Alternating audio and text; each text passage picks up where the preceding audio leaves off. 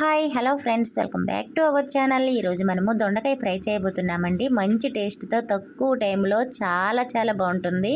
మరి ఎలా తయారు చేయాలో చూసేద్దామా. నేను ఇక్కడ 1/2 kg వరకు దొండకాయలను తీసుకొని ఇలా పొడుగ్గా కట్ చేసుకున్నానండి. ఫ్రై కోసం మనము ఇలానే కట్ చేసుకోవాలి. పొడుగ్గా కట్ చేసుకున్నట్లయితే ఫ్రై అనేది పొడిగా బాగా వస్తుందండి. ఇప్పుడు స్టవ్ మీద ప్యాన్ పెట్టుకొని 1 స్పూన్ వరకు ఆయిల్ అయితే వేసుకోవాలి. ఆయిల్ హీట్ ఎక్కిన తర్వాత ఇందులో 1 స్పూన్ వరకు పల్లీలు, ఒక 6-5 ఎండుమిరపకాయలు వేసుకోవాలండి. ఇందులో కారం పౌడర్ కూడా యూజ్ చేయొచ్చు, కానీ ఎండుమిరపకాయలు వేయడం వల్ల టేస్ట్ అనేది బాగుంటుంది. ఇవి కొంచెం వేగనివ్వాలి. పల్లీలు కొంచెం టైం పడుతుంది కదండి, అందుకు ఫస్ట్ అయితే మనము పల్లీలు ఎండుమిరపకాయలను అయితే వేగించుకోవాలి. ఇప్పుడు దీనిలో పచ్చెనపప్పు 1 స్పూన్ వేసుకోవాలండి. అలానే మినపప్పు కూడా 1 స్పూన్ వరకు వేయాలి. 1 స్పూను ధనియాలు వేసుకోవాలండి. ఇవన్నీ కూడా కొంచెం దోరగా వేగించాలి. వేగనివ్వకుండా కనుక తీసేస్తే ఫ్రై అనేది టేస్ట్ అయితే రాదండి. ఇవి బాగా దోరగా వేగనివ్వాలి. స్టవ్ని మీడియం ఫ్లేమ్లో పెట్టి వేగితే మనకి ఫ్రై అనేది మంచి టేస్ట్ వస్తుంది. అలాగే 1 స్పూను జీలకర్ర వేసుకోవాలి. ఇవన్నీ కలుపుకొని బాగా బ్రౌన్ కలర్ వచ్చే వరకు వేగించాలండి. ఇప్పుడు దీనిలో ఒక ఎల్లుల్లిపాయ వేసుకోవాలి. అలానే ఒక 2 స్పూన్లు నువ్వులు కూడా వేసుకోవాలండి. కొంచెం నువ్వులు ఎక్కువైనా పర్వాలేదు, ఫ్రై కాబట్టి బాగుంటుంది. అలానే ఆరోగ్యానికి కూడా చాలా మంచిది కదా నువ్వులు తినడం వల్ల. చాలా బలమైనవండి నువ్వులు. అలానే దీనిలో కొంచెం కరివేపాకు వేసుకోవాలి. కరివేపాకు కొంచెం ఎక్కువైనా పర్వాలేదండి, ఎందుకంటే కరివేపాకు పొడి తింటూ ఉంటాం కాబట్టి. చూసారు కదా, ఇవన్నీ వేగాయి. ఇప్పుడు పక్కన పెట్టుకుందాము. ఇప్పుడు అదే ప్యాన్లో 5 స్పూన్ల వరకు ఆయిల్ అయితే వేసుకోవాలి. ఎందుకంటే దొండకాయ ఫ్రై కాబట్టి కొంచెం ఆయిల్ ఎక్కువ పడుతుందండి.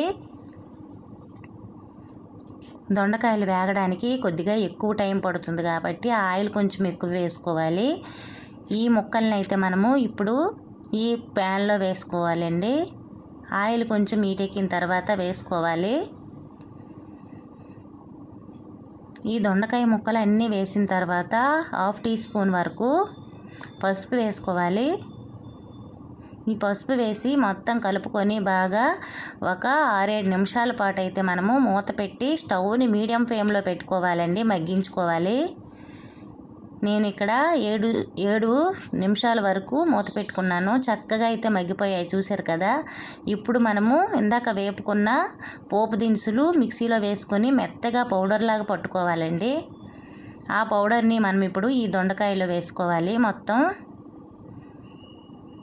ఇది వేసుకున్నాక మీకు కారం చాలలేదన్నట్లయితే కొంచెం కారం అయితే యాడ్ చేసుకోవచ్చు. ఇలా మొత్తం కూడా వేసుకోవాలండి. ఇది వేసుకొని మొత్తం కలిసే వరకు బాగా కలుపుకోవాలి. ఈ పౌడర్ అంతా దొండకాయ ముక్కలకి పట్టి తినేటప్పుడు మనకి క్రిస్పీగా చాలా బాగుంటుంది ఫ్రై అయితే. ఇలా మొత్తం కలుపుకొని మనము మళ్ళీ కూడా 2 నిమిషాలు మూత పెట్టుకోవాలండి. ఇవన్నీ బాగా మనకి ఈ పౌడర్ అంతా దొండకాయలకి పట్టి టేస్ట్ అయితే బాగుంటుంది. చూసారు కదా, ఇలా మగ్గిన తర్వాత దీనిలో కొంచెం కరివేపాకు వేసుకోవాలి. అలానే కొంచెం గరం మసాలా పౌడర్ కూడా వేసుకోవాలండి. ఒక 1/2 టీ స్పూన్ వరకు గరం మసాలా పౌడర్ కూడా యాడ్ చేయాలి. లేకపోతే చికెన్ మసాలా పౌడర్ ఉన్నే వేసుకోవచ్చు, బాగుంటుందండి ఫ్రై. చూసారు కదా ఎంత ఈజీగా రెడీ అయిపోయిందో. మీరైతే ట్రై చేయండి. మీకు ఎలా వచ్చిందో నాకు కామెంట్ సెక్షన్లో తెలపండి. అలాగే మీ ఫ్రెండ్స్కి, మీ రిలేటివ్స్కి నా ఛానల్ని అయితే షేర్ చేయండి. పక్కనున్న బెల్ ఐకాన్ క్లిక్ చేయడం వల్ల నేను పెట్టే ప్రతి వీడియో మీకు నోటిఫికేషన్ ద్వారా వస్తుంది. గరం మసాలా పౌడర్ వేసాం కాబట్టి ఇంకో నిమిషం పాటు మూత పెట్టుకుంటే మొత్తం అంతా చాలా బాగా మగ్గిపోతుందండి. చూసారు కదా ఎంత చక్కగా అయితే రెడీ అయిపోయిందో దొండకాయ ఫ్రై. ఇంతేనండి, చాలా సింపుల్గా అయిపోయింది. Okay friends, thank you for watching. Bye.